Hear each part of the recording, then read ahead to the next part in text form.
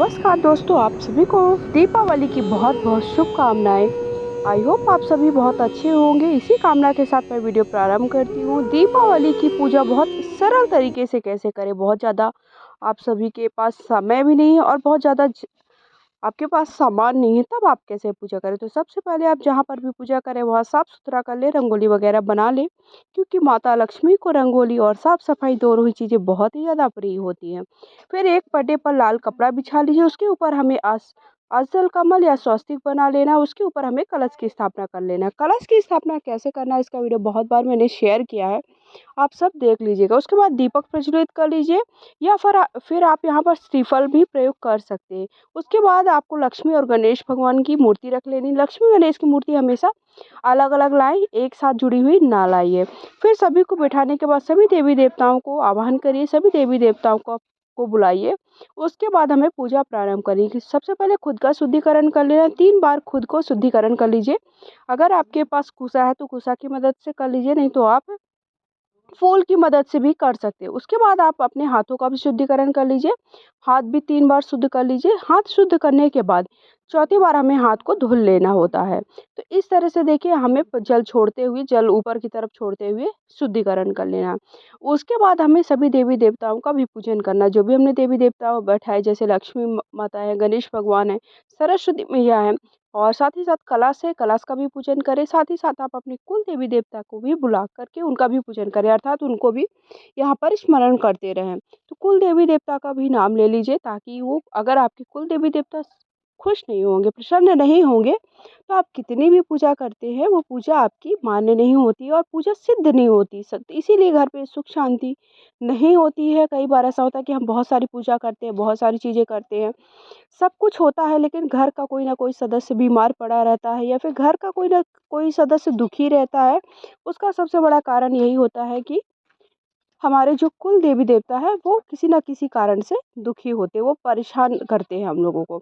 तो उनको भी स्मरण करते रहें, उनसे भी आप प्रार्थना करें कि हे कुल देवी देवता, मेरे जो भी गलती हो उसे क्षमा करें और मेरी पूजा को स्वीकार करिए। तो उसके बाद हम सभी को क्या करेंगे कि हल्दी कुमकुम लगा देंगे, अक्षत समर्पित कर दें। अक्षत भी माता लक्ष्मी को बहुत ही ज़्यादा प्रिय होते हैं। हो सके तो आप कलरफुल, मतलब जैसे पीला रंग और लाल रंग मिलाकर भी अक्षत वगैरह बना सकते हैं। उसके बाद सभी को पुष्प समर्पित कर दी। माता लक्ष्मी को हो सके तो लाल पुष्प के साथ साथ अगर आपको कमल का फूल मिल जाता है तो कमल का फूल भी चढ़ाएं, वो माता लक्ष्मी को बहुत ही ज़्यादा प्रिय होता है। कमल का फूल कहीं पे भी पूजा की दुकानों में आज के दिन आसानी से मिल जाएगा।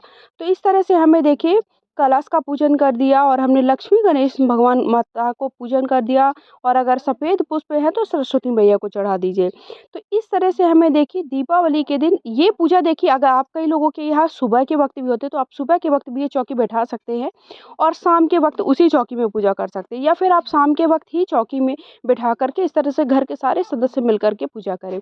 अब चौकी कैसे उठाने है, चौकी उठाने के बाद सारी सामग्री का क्या करना है, इसका वीडियो आप सबको सेपरेट मेरे चैनल पे जल्दी मिल जाएगा। उसके बाद हमें वस्त्र के भाव से सभी को कलावा समर्पित कर देना। अगर आपके पास चुन्नी वगैरह है तो आप वो भी चढ़ा सकते हैं, क्योंकि वस्त्र वही होते हैं। और आज के दिन आप पीला वस्त्र भी रख सकते हैं, जैसे ब्लाउज की पीस वगैरह है, या फिर कोई टॉवल वगैरह है, वो भी रख सकते हैं।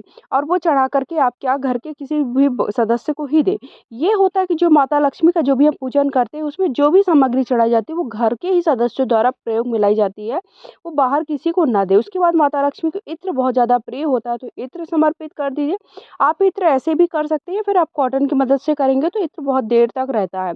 तो आप थोड़ा सा कॉटन में इत्र लगा करके माता लक्ष्मी को, गणेश भगवान को, साथ ही साथ माता सरस्वती को, सभी को चढ़ा दीजिए। जिस तरह से आप माता लक्ष्मी, जो भी देवी देवता बैठाते हैं उनका पूजन करते हैं, वैसे आप कलश का पूजन भी उसी प्रकार से नियम से करते जाइए।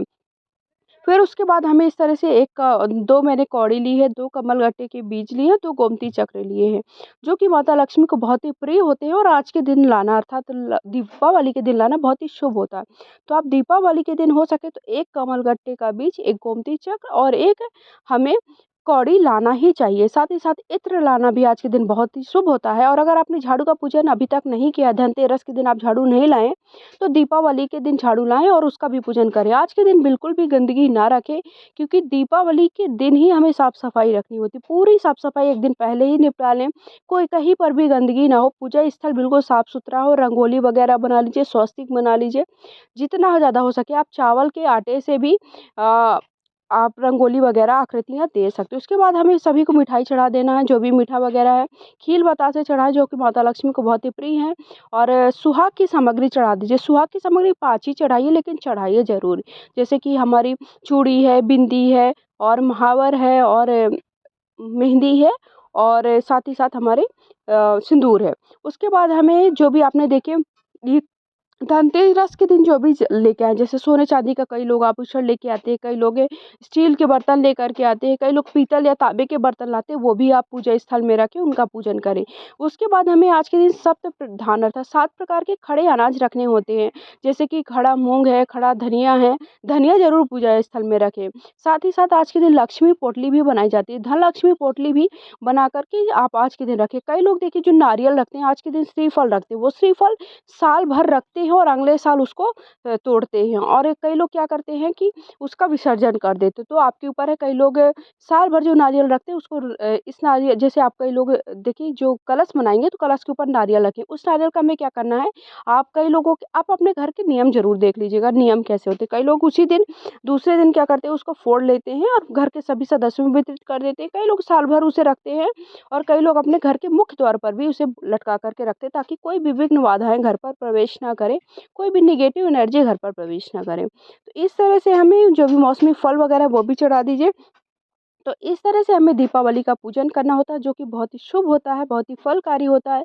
घर में माता लक्ष्मी का स्थायी निवास रहे, इसलिए धन लक्ष्मी पोटली ज़रूर बनाएँ। जो भी आप व्यवसाय से जुड़े हो, उस व्यवसाय क से जुड़ी चीज़ों का भी आज के दिन पूजन करें। उस पर जैसे आपके घर के किचन वगैरह, मतलब जैसे जो घर का किचन है वहाँ पर भी एक दिया ज़रूर जलाएँ, ताकि अन्नपूर्णा का निवास, स्थायी निवास आपके यहाँ घर में बना रहे। फिर सोने चांदी की जो भी आपके आभूषण हैं, उन्हें अगर आप नए लेकर के आएँ तो उनका पूजन करें, अगर आपके पास पुराने हैं तो उनको धुल करके ज़रूर रखें, क्योंकि जो भी सोना चांदी वगैरह है वो माता लक्ष्मी का ही स्वरूप है।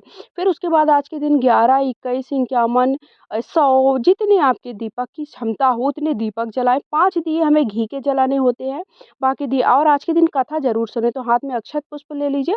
उसके बाद लक्ष्मी अर्थात दीपावली की कथा सुनिए। दीपावली की कथा का वीडियो जल्दी चैनल पे मिल जाएगा, तो कथा सुन लीजिए। कथा सुनने के बाद हमें अंत में आरती देखिए। कई लोग क्या कहते हैं कि आरती नहीं करनी चाहिए दीपावली के दिन, क्योंकि अगर आरती करते हैं तो माता लक्ष्मी आपके घर से चली जाती है, लेकिन ऐसा नहीं है। आपको आरती करनी है, लेकिन बहुत ज़्यादा शोर-शराबा करके आरती माता लक्ष्मी की नहीं की जाती है, ताकि वो आपके घर पे स्थायी रूप से बनी रहे, कहीं पर भी ना जाएँ। तो घर पर आपको जब आप माता लक्ष्मी की आरती करें, तो इस बात का ध्यान रखें कि बहुत ज़्यादा घंटा, घड़ियाल वगैरह बजा कर के, शंख नाद बजा कर के आप आरती ना करें। बहुत ही सिंपल तरीके से, बहुत ही साधारण तरीके से, शांति के साथ हमें आरती करनी होती है। तो इस तरह से हमें हाथ में अक्षत पुष्प लेकर कथा सुन लीजिए, अंत में आरती कर लीजिए।